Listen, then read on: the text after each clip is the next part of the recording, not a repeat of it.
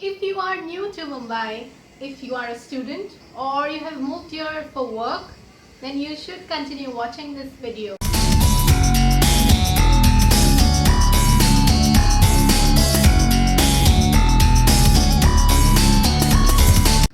Hello everyone, this is Calliope and today I am going to give you some tips if you are moving to Mumbai as a Mumbaiker. Tip number 1. Please do not call a cop Pandu.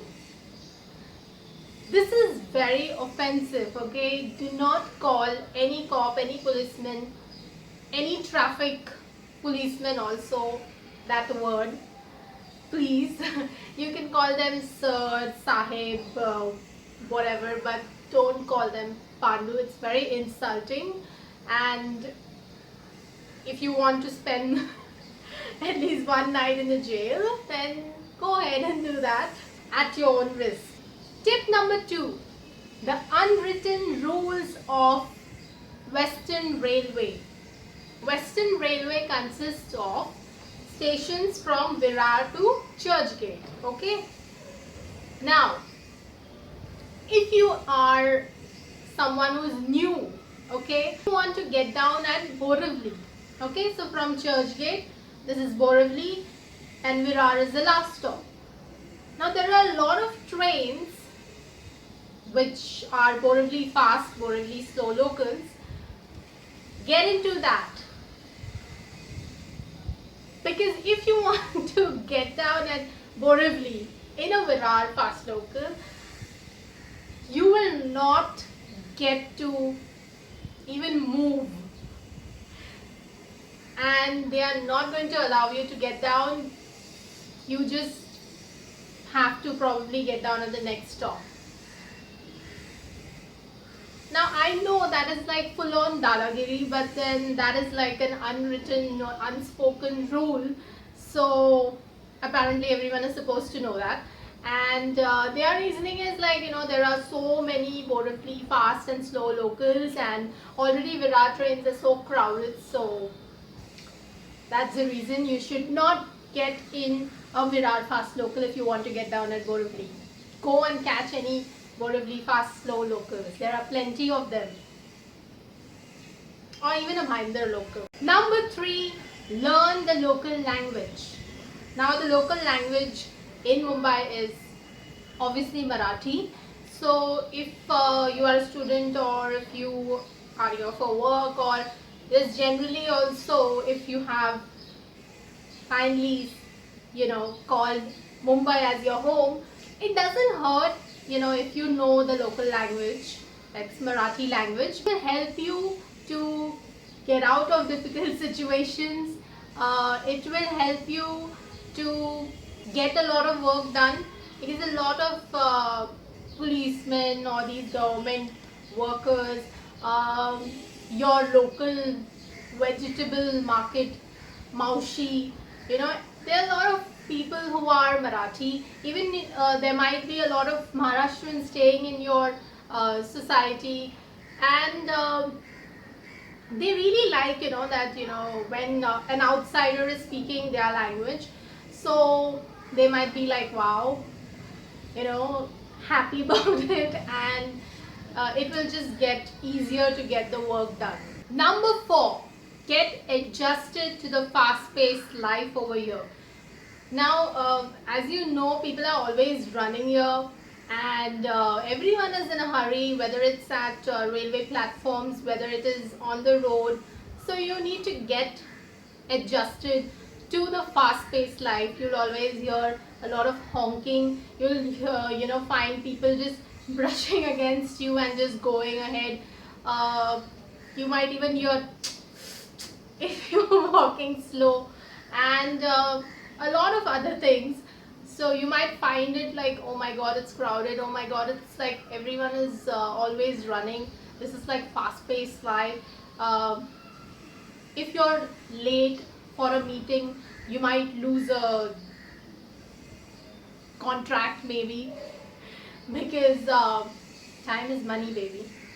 So get adjusted to the fast-paced life and don't waste anyone's time. And yeah, that's the beauty of living in a city. Like, like everything is 2 minutes noodles ke jaise. Number 5, do not get conned by auto guys or cabbies, because there are a lot of these drivers who might just tell you any amount, or they might just pick you up from a railway station and they will probably guess that you are new to Mumbai, and they might just give you a full Mumbai darshan, and then you might have to pay around like $1,000 or more than that also. So if anyone refuses to go uh, without the meter, tell them police station chalo, or like just refuse to just pay any kind of amount, even if you're really desperate to get to a destination, because that's just not fair, and you have to insist on taking by the meter itself. So just be careful, and I'm not saying that everyone is like that, but a lot of these people are like that. And another thing is, like, so many times it might be like these people actually refuse to take you to a destination because it's probably short distance, or it's probably not on their way home, or all kinds of excuses they'll give. So yeah, you have to be prepared for that. You might have to wait for you know a lot of time, because every auto wala is like refusing. So get used to that. Probably just carpool with your colleagues, or take a train, or buy probably a two-wheeler or something. Number 6, be careful at crowded places. Now that includes the trains, markets, religious places. If you're probably going for Bandra Fair, or Ganpati Darshan, or any kind of crowded place, etc. And that's because you might lose your wallet or lose your phone. So there are a lot of these people, even near the ladies compartments. There are like females also, I guess, and there are a lot of cases which are happening, even like of chain snatching and all, in different residential areas also. So it's better, like, dress modestly, and do not really flaunt stuff, whether it's your latest iPhone, or whether it's your wallet, or just be careful, don't wear too much of gold and everything. I guess it's always better to be careful than be sorry. Number 7, trust your instincts while giving money to a beggar. Now I am like completely, for at least buying some food for uh, a little kid, or if someone is really looking hungry and genuinely he wants to have food, he's really hungry. You can always ask them that whether you want food or not. Some of them actually refuse it.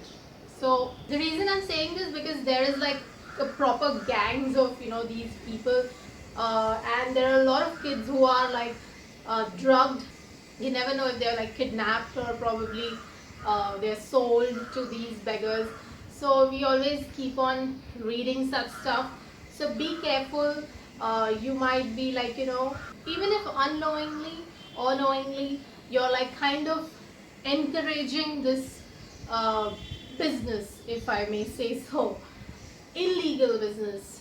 So just be careful.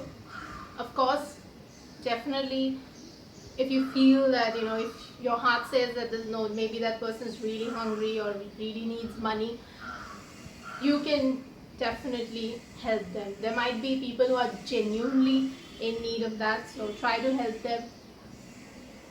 Maybe you can try to contact an NGO or something if you feel that someone is in trouble. So they might be able to take care of it in a better way. Number 8, you will meet a lot of eunuchs in trains, at a romantic spot, at beaches, at a lot of places, and you might have to deal with them. Now, I would definitely like them to do some kind of work, but we all know how our society is, and yes, you can probably just pay some money if you want. Do not like argue with them, do not abuse them. You don't want that. Totally. I mean, you don't want that kind of a scene in public place. So just avoid it. Number 9, you might find food at any hour of the day or night. Now, of course, there is like, this notion that Mumbai is not really nowadays known for its nightlife and stuff. There might be a lot of cops who must be like, no, there is this deadline, 1 o'clock deadline or whatever. It doesn't apply to 5-star hotels, but yeah, small establishments, roadside stalls and all, some of them have that restrictions. But if you really want to have food and you're really hungry and you're like searching for it, ask your local friends. There are a lot of places in Mumbai where if you like stop the car, a really some small kid or guy will come and he will ask whether you want to eat something, probably omelette pav or something from some gully and all. So yes, you are definitely going to find food if you really know where to find that. So ask your local friends and you will find it. Number 10, ask and you shall receive it. What I mean by this is like a lot of people say that Mumbai is like so tough and people out here are like they like to mind their own business, but I feel that I have seen a lot of people who are helpful, who are like always smiling, and you might be just sitting in a train with someone not knowing that person, and a simple smile can also start a conversation, which I have not seen outside of Maharashtra, even though I've not traveled that much. But yes, even some of my friends who have probably lived in different cities, all of them have been like of the same opinion that Mumbai is a far more welcoming city and people here are pretty chilled out. So if you really need any help, if you want to ask something, just ask it. The person might be genuinely helpful, and be nice to your neighbors, get to know them, especially local people. It's amazing to know Maharashtrians. I'm proud to be half Maharashtrian, and I know that I'm like a really sweet person. They are very welcoming and amazing people. Haven't you got that already after all my videos? So yes, if you feel like homesick and all that, just make new friends and get to know your neighbors and get to know people at your office or in your college, and I'm sure there are going to be amazing memories in your stay out here. So that's it from me, folks. I hope you liked the video and I hope these tips actually help you. They say that once you come to Mumbai, it's really difficult to leave this city. I guess I cannot imagine living anywhere outside of Mumbai if I continue living in India. Definitely this is my favorite city, even though I've not like stayed in other cities. But still, I love my city. So yes, this is the most chilled out place you can ever find. Please comment and let me know any more tips you want to give, or you want to ask something. Please comment. I would love to read your comments, and yes, please share this video with your friends, probably who are outsiders. And yeah, please subscribe. If you're liking my content, please press the subscribe button. It just shows that you guys are supporting me, and that would mean a world to me. So until next time, it's bye-bye from me. Take care. Mumbai is the major place where you survive if you've got the pace. You gotta be fast, you gotta be dazed, you gotta be sure not to win the race. Chota chota matter bani police case, bada bada lafda gul without trace.